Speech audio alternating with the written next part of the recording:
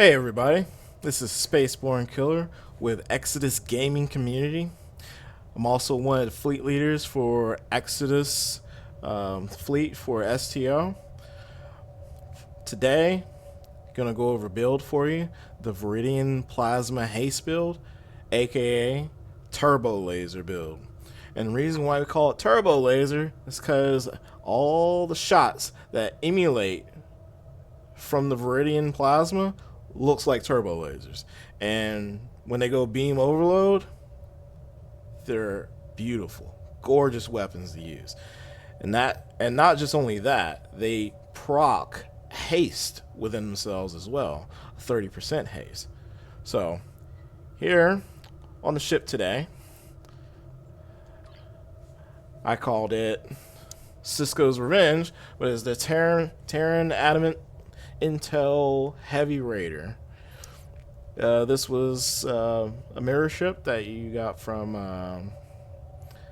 last year's anniversary. It was part of that, that new where you can pick and choose which ones you wanted to buy. So today for me, the reason why I went with the Heavy Raider is because of its 5-in-1 layout: 5 weapons in the front, 1 weapon in the back. For me, this was an aesthetic. You don't have to do the same thing I did. I just like that all my energy weapons are shooting turbo lasers. That's the only reason why I did it like this. Otherwise, you don't have to do it like this. But as you can see, go down here, look at the procs. That way down here at the bottom, in between other procs. So as you see, 2.5% chance, 30% firing cycle haste for 6 seconds for all Viridian plasma weapons. That's the other reason why I'm using this. So that way all these can proc each other and go boom really fast. So other thing I'm using is from the Gorn ship, which is the Plasma Incendiary Bombardment. It does stacking damage depending on what you're shooting at. It does a really good damage, and it's good to just pair it with a plasma build. We got the advanced battery energy amplifiers. They're going to give bonus damage and shield penetration. Reactor arm callus for some decent heals and temporary hit points. Kobayashi Maru transponder for bonuses of varying types. Then you got the weapon batteries. These are simple weapon batteries. Whenever I'm just playing around, I do not use the dual ones unless I'm in PvP. But for right now, I'm just going to use the cheap weapon battery ones. These are sufficient enough for what you need to do. Also, because of another thing that I am using in this build, you do not want to use your expensive batteries.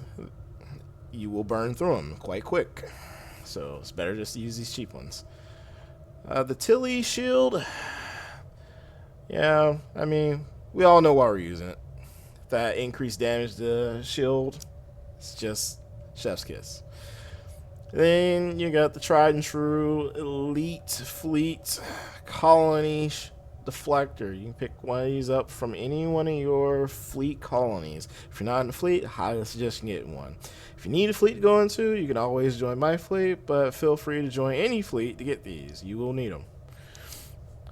Prevailing introverted impulse engines. So make sure you get this specific name because you need it for the tactical procking.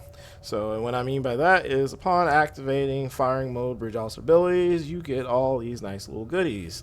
300% flight speed and turn rate, 5 seconds, plus a defense rating, and recharge speed to your tactical bridge also abilities. You pretty much just want this one. You don't really want the other ones. I've seen a few use the other ones, but they're special circumstances, and for the most part, you will never end up using them. It's better just to use all the resources that you have for the competitive reputation to just get this one. Next up is the Mycela Harmonic Matter Antimatter Core. This is just to round off the 2-piece set with the Tilly shield. That way you can get that plus 120% hull regeneration. This just came from the previous event, where we were doing the parallel Pavo, or you were doing the ground missions. I didn't do the ground missions. I can't stand him. I'm sorry. I just do the space one. But anyways, I just put this on here for the 8% firing cycle haste. Nothing more, nothing less. Is pretty much the only reason why it's on there. Then we got the domino. Gives you that 25% all bonus damage, 25% firing cycle haste, and 25% recharge speed on bridge officer abilities, plus the 100 recharge speed on torpedo weapons. Not using torpedoes, so that part doesn't matter. However, it's pretty good. Then we go on to the Lorca's custom fire controls. 3.9% critical chance, plus 7.9 weapon power setting, plus 157.5 starship shield penetration. Those are pretty good numbers. That's why it's there. Now we go on to the adaptive emergency systems. This will give you 50 bonus all damage resistant rating for 30 seconds and 30% bonus all damage for 30 seconds. We like to call this the mini DPRM, or as some people say, Superboy, because right next to it we have the Superman console, aka DPRM. Does plus 40% bonus damage, plus 100% bonus damage resistant rating, and then plus 500% whole regen. Next up, the emulating phaser lance. This is on here for helping to proc the universal designs, so that way you can stack that damage. It also does good damage on its own. It doesn't really need to be, on a phaser build. You can pretty much put a slot in on any build just to get those procs up, get that damage up. The minion defense screen, I only have it on here just because of the crit chance critical severity. You can easily swap it out, and it'd probably be preferred to swap it out with the simulated module. Ooh, I got too much stuff in my inventory. Let me clear this out real quick.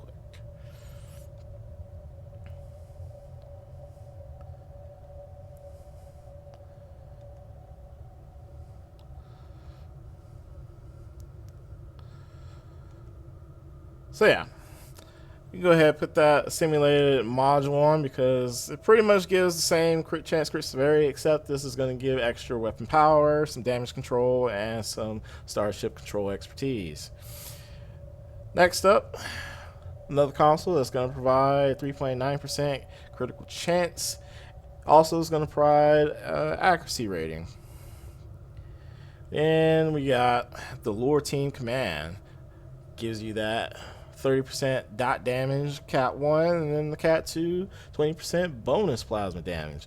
Now, for all you folks out there that may not know this, anything that says bonus to it, it is considered Category 2 damage, which will do significantly way more damage than your regular Cat 1, which does not mention bonus in its name.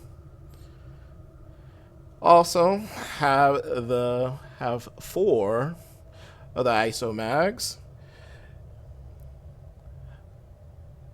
Thought about putting on a 5th, but honestly for this build it's kind of really not needed. So these are the stats while sitting idle, with accuracy rating 84, 49.4% crit chance, and 165.1 critical severity. These numbers will jump during combat for all the things that are proccing. Next up to show is going to be my skill tree. I use a balanced skill tree. I do not use the max tack, and the reason why is because of inspirational leader and things that give bonuses to skill points. Once you stack all those things out, you're pretty much getting all the benefits that you would have gotten if you put all the points in here. So at least for me, my experience, a balanced tree works out great. I'm also a PvPer, so that's the other reason for having a balanced tree.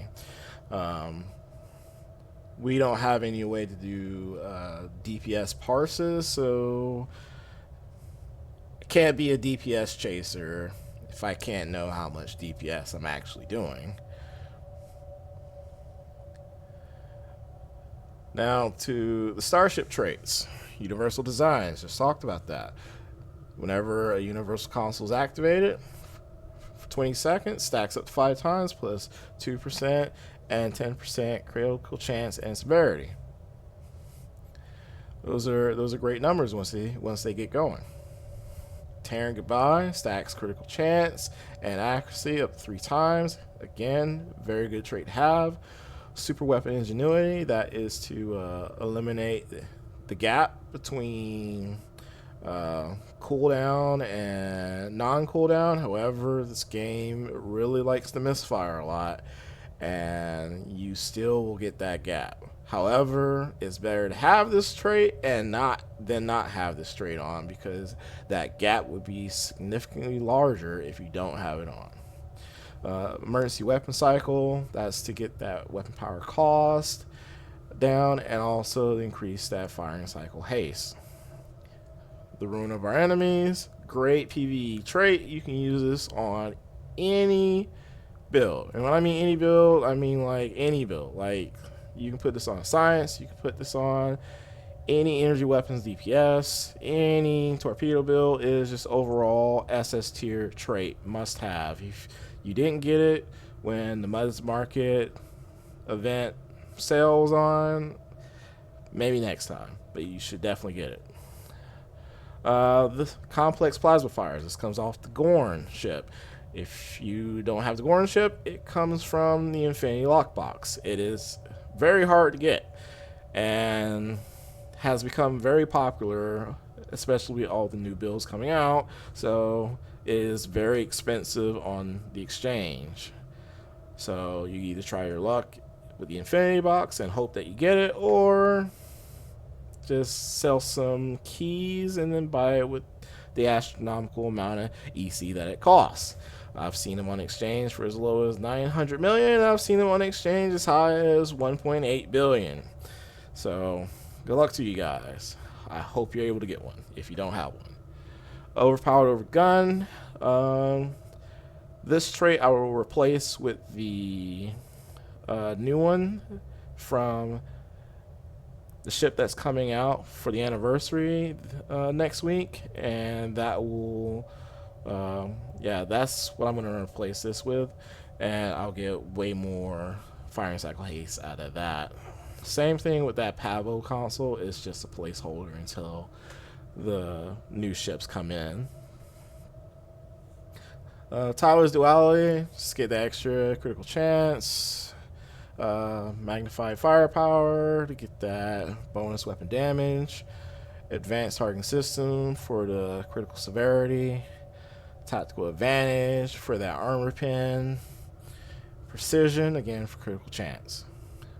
We got psychological warfare, that's to boost the control abilities of the science abilities that are doing the control abilities that you need for the universal procs, and also gather the mobs together so you can burn them. Terran targeting systems for the 15% critical severity. Fragmented AI for the extra Cat 1 boost damage. Context is for kings, also there for the damage and for resistance. Self-modulating fire, pretty much this thing has been on everyone's build since it's existed. Gives you that 50% shield penetration. Intelligent Agent Attaché, this is to get those cooldowns for your captain abilities, very useful to have. Adaptive offense, it converts to critical severity of 9%. It's the main reason for having it on. The jewel of the build right here, unconventional systems. That way you get those recharges to your universal consoles. That keeps all those nice goodies going for you. Principal insubordination. These are just the proc random team abilities to do debuff cleansing, essentially. That's the only reason I have this on. Inspirational leader to stack those captain skill points. Definitely needed. And then another jewel of any build, the Bowler effect. recharge those bridge officer abilities.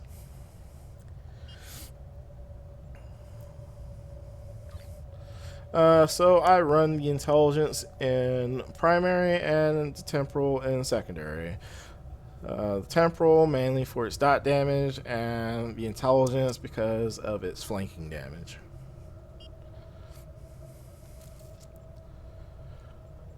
And now for the crew stations, I'm running, as you can see, all watchers minus Dr. Crusher. And start off first slot, tactical team, Chemosite Lace Weaponry, Beam Overload 3. And the Universal Temporal slot, I got the Heisenberg Amplifier and Chronometric Inversion Field 1. And the tactical slot, Command Intel tactical slot, I have Intelligence Team 1, Override Subsystem Safeties 2, Electromagnetic Pulse Probe 2, and Ionic Turbulence 3.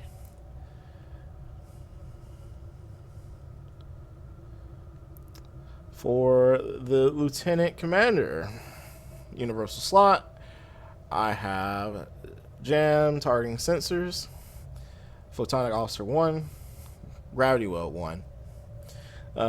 Maybe later I'll replace this one with Subspace Vortex. I've just been lazy. But honestly, you put, as long as it procs Control Universal, that's all that matters. And then finally, the last one, the instant spot. That one is Emergency Weapon Power Cycle.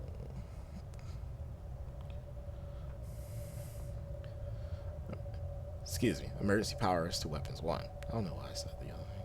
But anyways, now that you've seen what's under the hood, let's see it in action. Gonna go into the patrol here, Mirror Universe, the Jupiter Gauntlet Hard.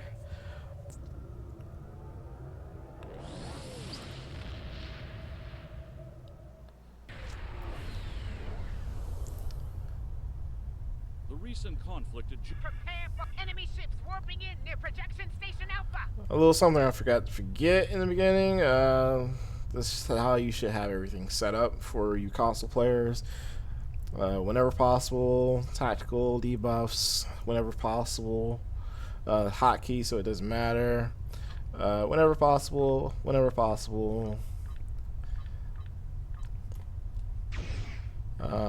All these, this one I have whenever possible, this one 50, whenever possible. The important stuff, 10 seconds after combat, whenever possible. Whenever possible, 10 seconds after combat. Ooh, I am low on batteries.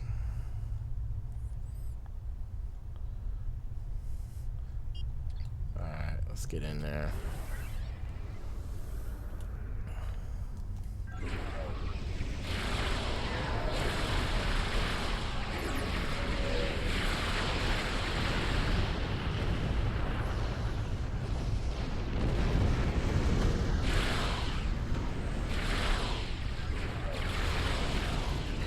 What the heck?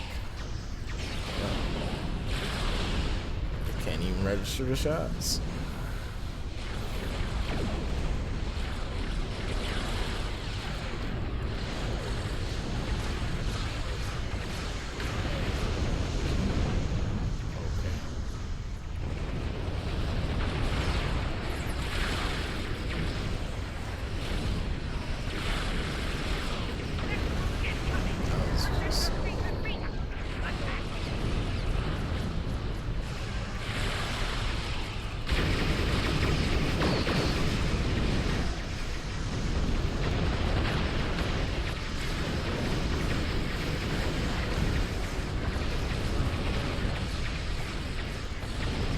I'm getting a lot of misfires right now.